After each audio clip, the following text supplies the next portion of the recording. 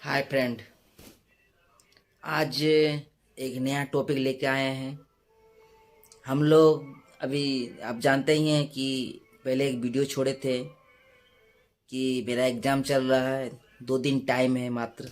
और एग्ज़ाम में क्या तैयारी करना है अभी हमको मालूम नहीं है, लेकिन फास्ट में अभी सिलेबस में आया है साहब, फास्ट एग्ज़ाम होगा हम लोग बिजनेस स्टडी।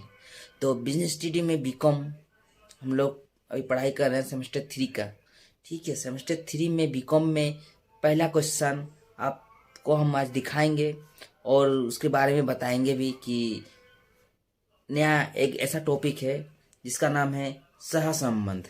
जैसे कि कोई भी न, मान के चलिए सहसंबंध क्या है। आप हर कोई तो नहीं जानता, लेकिन उसके बारे में आज हम पढ़ेंगे और को बताएंगे भी कि सहसंबंध क्या है। ठीक है, सहसंबंध किसे कहते हैं। ठीक है, ये देखिए, बुक में सहसंबंध का अर्थ है उसके महत्व को व्याख्या करें। मतलब सहसंबंध एक कोरिलेशन है, इनकी अर्थ को बारे में समझना है और इनकी व्याख्या भी करना है, इनके महत्व के बारे में जानना है और इनकी विशेषताओं को हमको भी इनके बारे में बताना है। यहाँ पर देखिए, बुक में हम लोग लिखे हैं सहसंबंध एक विवरणात्मक सांस्कृतिक माप है जो दो चारों के मध्य में पाए जाने वाले एक संबंध की मात्रा को विवरण देता है। कुछ प्रकार के चरों पर पारस्परिक संबंध पाया जाता है, जैसे मूल्य तथा मांग, उत्पादन तथा रोजगार, मजदूर तथा मूल्य निर्देशन आदि चारों संबंध होता है। दिन प्रतिदिन के अनुभव से स्पष्ट होता है कि यह किस प्रकार भिन्न विभिन्न तथा पारस्परिक रूप से संबंधित होते हैं। मतलब आप समझ गए हैं सहसंबंध क्या है, लेकिन अच्छा तरह से आप नहीं समझ पाए हैं तो आपको हम स्क्रीन में दिखाते हैं कि सहसंबंध क्या है और उनके बारे में बताएंगे। चलिए देखते हैं सहसंबंध क्या है। इसकी विशेषताओं के बारे में पढ़ेंगे, साथ ही साथ इसके महत्व के बारे में पढ़ेंगे और एक कोरिलेशन का लेक्चर नंबर 1 है। ठीक है, कि इस वीडियो में हम केवल इसकी थ्योरी यानी कि मीनिंग और विशेषताएं और महत्व के बारे में पढ़ेंगे।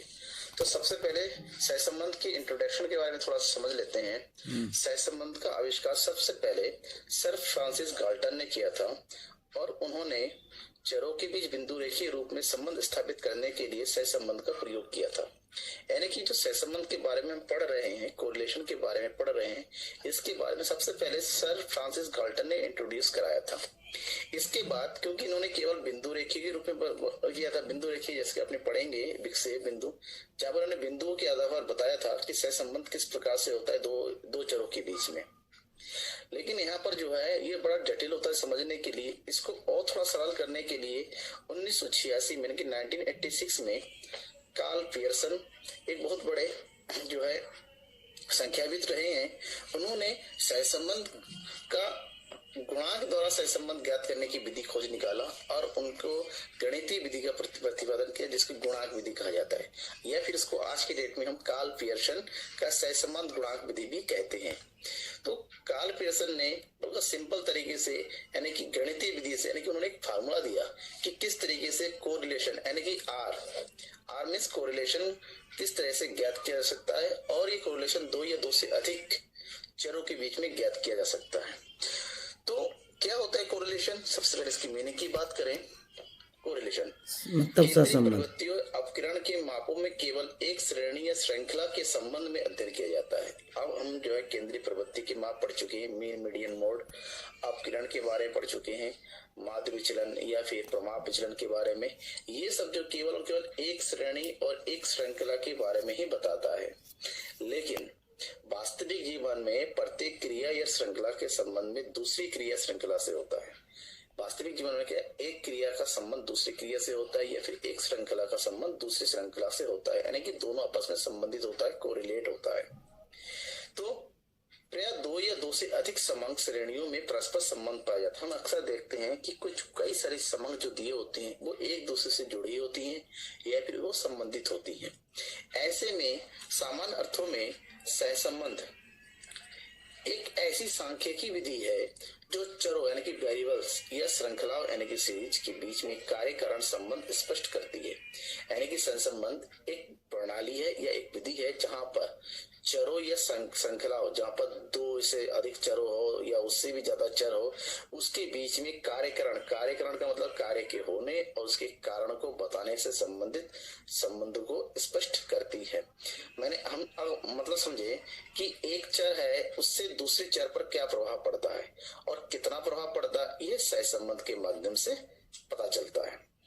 इसके बारे में प्रोफेसर किंग, एक संख्याविद है ये भी या फिर अर्थशास्त्री भी है, इन्होंने सहसंबंध के बारे में सुंदर सा एक डेफिनेशन दिया कि 2 श्रेणियों तथा समूहों के बीच कार्यकरण संबंध को ही सहसंबंध कहते हैं। 2 श्रेणी या समूहों के बीच कार्यकरण संबंध को सहसंबंध कहते हैं। फॉर एग्जाम्पल, हमारे इनकम और एक्सपेंसेस की अगर बात करें तो 2 चर है, एक तरफ है इनकम और एक तरफ है हमारी एक्सपेंसेस। तो इनकम का संबंध, डायरेक्ट संबंध जो है एक्सपेंसेस से होता है, यानी कि खर्चों से होता है। हम जितना कमाते हैं उसी हिसाब से हमारे खर्चे, अगर हमारी कमाई बढ़ती चली जाती है तो हमारे खर्चे भी बढ़ते चले जाते हैं। उसके उल्टा अगर हमारी इनकम कम होती चली जाती है तो हमारे खर्चे भी कम होते चले जाते हैं। तो यहाँ पर 2 चर है, एक तरफ है इनकम और एक तरफ है एक्सपेंसेस। तो इन दोनों के बीच में संबंध होता है और इन दोनों संबंधों को सही तरीके से, इन दोनों के बीच में कितना संबंध है और क्या संबंध है, इसके बारे में हम कोरिलेशन में ही समझ सकते हैं। लेकिन जो अपने केंद्रीय प्रवृत्ति की बात, यहाँ पर एक चर के बारे में या तो एक बार में इनकम के बारे में या फिर एक बार में एक्सपेंसेस के बीच में होने वाले जो परिवर्तन है उसी को समझ सकते हैं। जबकि सहसंबंध इन दोनों या फिर उनके एक्सपेंसेस अगर सेविंग भी आए तो तीनों चरों के बीच में संबंध कर सकते हैं। तो ऐसे में सहसंबंध की कुछ विशेषताएं देखे हैं, सहसंबंध के बारे में बताएं कि सहसंबंध क्या है, कोरिलेशन। ठीक है, तो सहसंबंध आप अगर जान गए हैं तो उसकी विशेषताओं को भी आप नेक्स्ट वीडियो में बताएंगे कि सहसंबंध का नेक्स्ट वीडियो का विशेषताएं क्या है। चलिए, आपको अगर सहसंबंध के बारे में और भी जानकारी प्राप्त करना हो तो हमारे चैनल को एक बार सब्सक्राइब जरूर कर दें और हमारे वीडियो को लाइक करें, कमेंट करें, शेयर करें। Thank you.